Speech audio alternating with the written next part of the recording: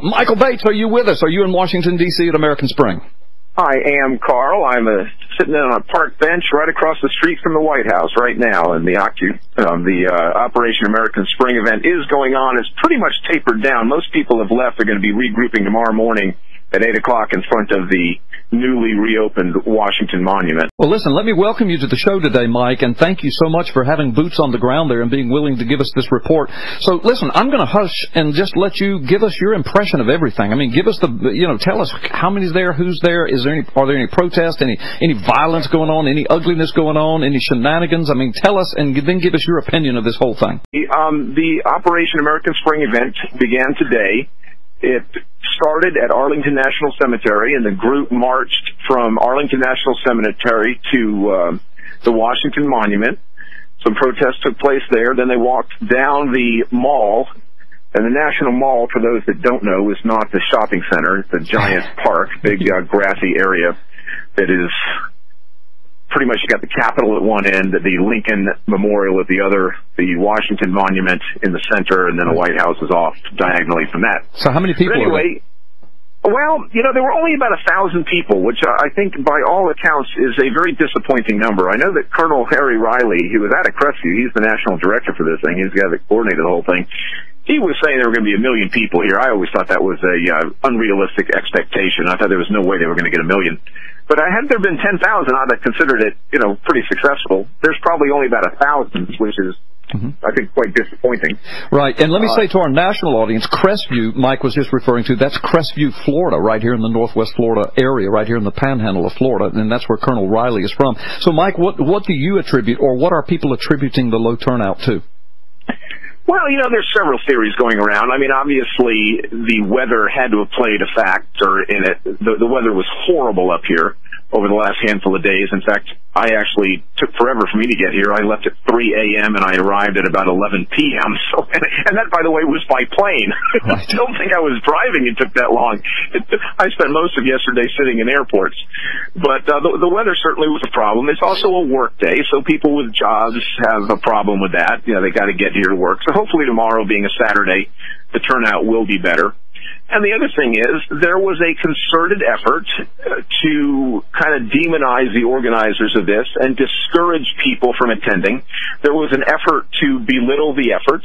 There was an effort to scare people away, convincing them that if they do attend, they're going to get their facial recognition picture taken and they'll be on the blacklist and that kind of thing. And so I think there were people that were afraid of that. Yeah, and by the way, that is a documented communist intimidation tactic that has been used for 100 years. Maybe not the technology, but that very same procedure. Oh, well, beyond that, I'm not questioning that's going to happen. I know darn well that happened. Of course they were taking pictures, and of course it's going in a database. What bothers me is for people to be afraid of that. I mean, my picture, if there is one, my picture's in it. Right. Chris's picture is in it. I'm sitting next to Chris right now, and Pete Morgan's here as well. There were some of the attendees from Northwest Florida, along with Colonel Riley and Wayne Smiley, who I had on the air promoting this a few weeks back on the radio. Yeah. Now, Chris is your son, right? No. This is Chris Joseph. He's a retired Marine Corps pilot, lives in Pensacola now. Okay. And he is up here participating in Operation American Spring. Okay. Are they expecting as are many veterans. Are they expecting bigger turnout tomorrow? They do expect bigger turnout tomorrow, and I think they will because it'll be a weekend. The weather today is gorgeous. I mean, for middle of May in Washington, D.C., it's comfortable, sunny and very comfortable. I was expecting it to be brutally hot, but it isn't. It's actually very nice. So aside from the storm that just went through here, the weather has been just fantastic. And tomorrow will be very good weather, so hopefully the turnout will be better tomorrow. What happened after they met? I'm sorry, you were asking a question or what? Yeah, I think Brandon was. Yeah, Mike, do you know, out of curiosity, I know that the goal of this was to get Obama, Boehner, and several others to leave office. Are those guys in town? Do you have any idea who is there and who's not? Oh, I have no idea where they are. They're probably not. Yeah. Although word is that, we're right in front of the White House. Word is that Barack Obama is going to be throwing us a barbecue here in a little bit. My guess is it's going to be pork. What do you think? Yeah, that's either that. Hey, Mike, either that or a bunch of ham. Yeah. Well, I don't see any of those people leaving office. I don't see Barack Obama being impeached, although he certainly has grounds for that. Yeah. But as you pointed out, Brandon, very accurately, Speaker Boehner is being called out as well. So this is not a partisan thing. This is a call for the restoration of a constitutional government. And there are people, many people, in fact, most people, both sides of the aisle, who violate the Constitution every single day, and nobody holds them accountable. And so these patriotic Americans said, you know what?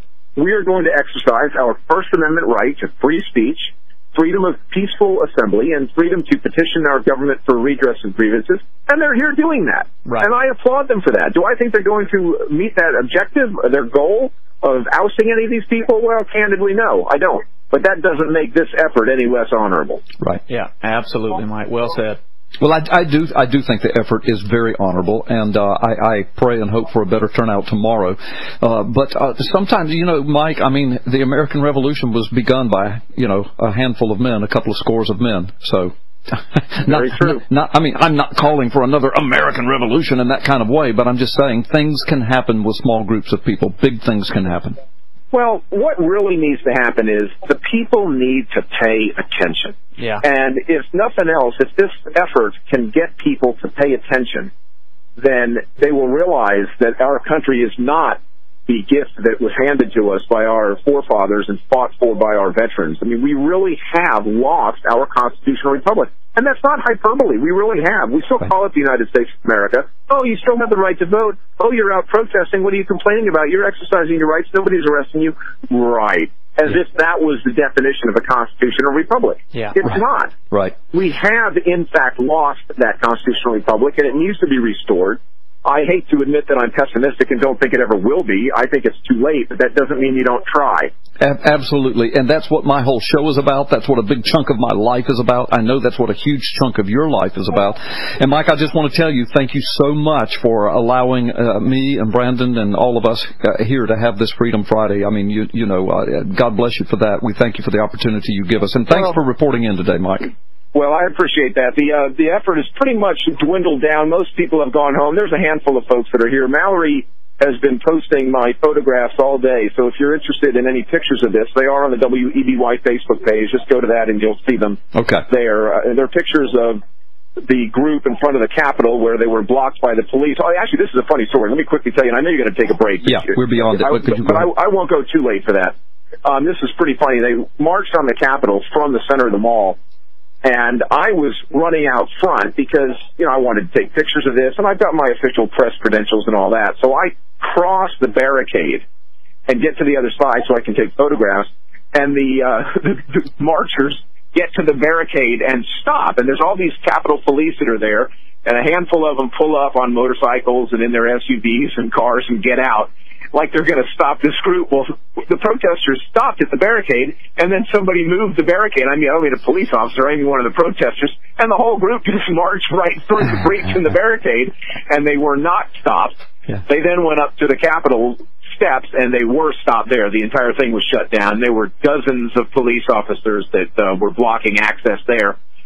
Whether that was specific for this is still in question. I placed a phone call to the public information officer of the Capitol Police and had a conversation with her, and she said that that area has been shut down to visitors since the September 11th attacks of 2001. So if we take that answer as accurate, then it was not done just because of protesters today. But nonetheless, they did not get to march actually up on the Capitol steps.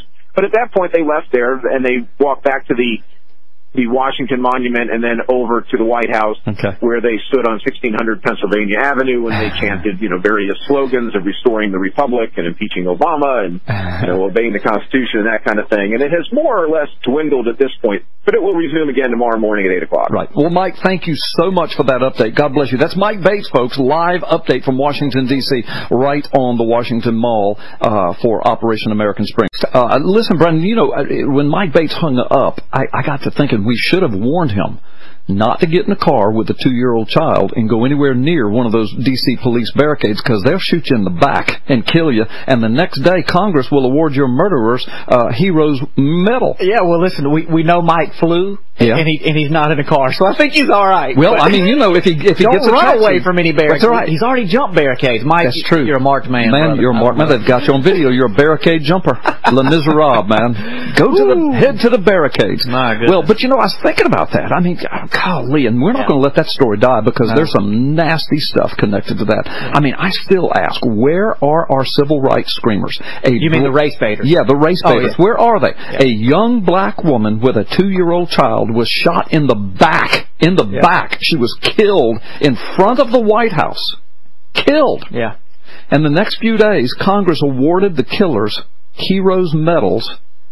And now that we know from her sister and everything else that's going on that Miriam Carey, the young woman that was killed, that there was nothing. You know, the media said, oh, she was on psychotropics. No, she wasn't. Yeah. She had mental problems. Actually, no, she had a very good job, dental hygienist, and it didn't have any mental problems. Yeah. And on and on and on. All the media lies. How many times have we seen this? Something like this happens, and the first thing media comes out with is string of talking points, and then as weeks go by, you find out they're all a bunch of lies. They're government talking points. So where are the race baiters? I mean, where's the Reverend Jesse Jackson? Yeah. I mean, where's Al Sharpton? Now, I know where Al Sharpton And white police officers, I think they're black police officers too, but white police officers killed a young black woman shot her in the back in front of the White House, and nobody is saying anything. I actually know where Sharpton is. Where? He's hiding in a dumpster somewhere from the mob that it turns out he's been informing on all these years. But wait a minute. Who are you going to believe? He said he wasn't. Now, Al Sharpton never told a lie. He didn't get caught on the telephone in the middle of a cocaine deal either. No. Listen, we've only got a few minutes before the bottom of the hour. By the way, folks, I mean, until the top of the second hour, you can call in and be a part of the show. If you have Asked the Preacher questions for Brandon Big B, questions about what we're talking about, you want to jump in with what we're talking about. If you have varying opinions, if you have dissenting opinions, please feel free to tell us. Just be nice. We'll be nice to you. But call up 623-1330, area code 850.